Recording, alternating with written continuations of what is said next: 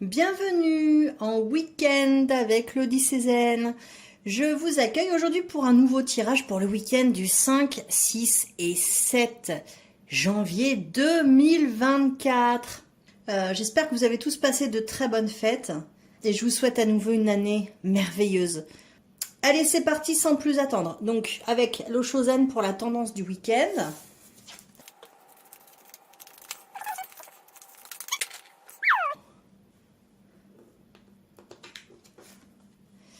La guérison. Magnifique. Et on continue avec l'oracle des Bouddhas.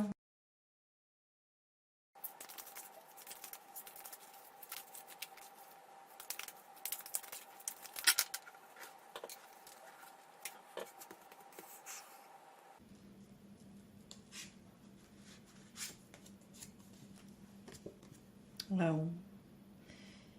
Komokuten. Komokuten.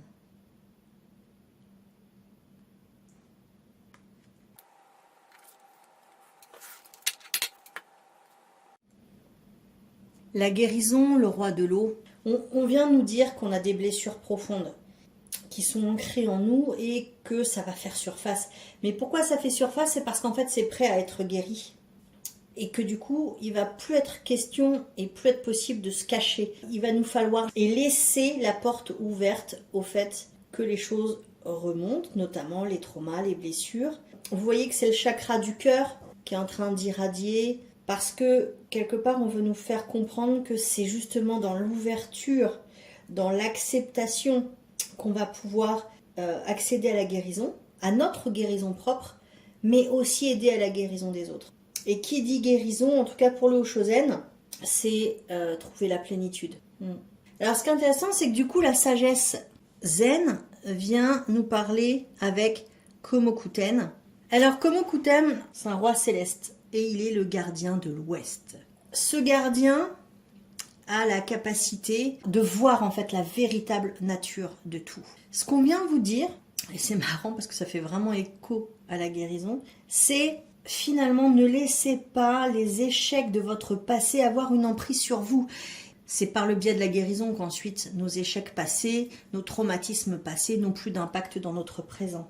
Et c'est aussi du coup la possibilité de prendre conscience de nos erreurs passées. Pourquoi? Parce qu'en fait on nous dit que, on dit toujours, hein, vivre dans le regret ne sert à rien, ça empêche simplement de vivre son présent et du coup de pouvoir avoir un futur plus en adéquation avec ce qu'on est ou ce qu'on aimerait. Et on vous dit peut-être qu'effectivement vous vous remémorez des échecs anciens mais ce qui est important de savoir, c'est que on a la possibilité de revenir sur nos erreurs parce qu'on en apprend quelque chose.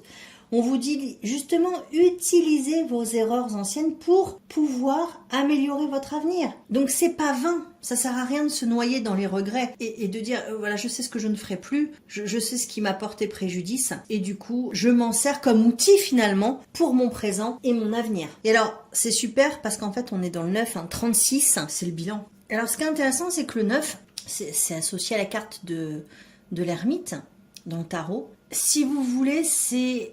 L'ermite serait descendu tel un bienfaiteur finalement pour répandre les vraies valeurs humaines, dont la compassion, le pardon et l'altruisme, d'accord? Donc on est en plein dedans, hein. C'est sachez vous pardonner, arrêtez de tourner en boucle sur des erreurs passées, oui ok, très bien, elles ont été commises, mais qu'est-ce que j'en apprends et quel outil ça peut devenir pour mon avenir?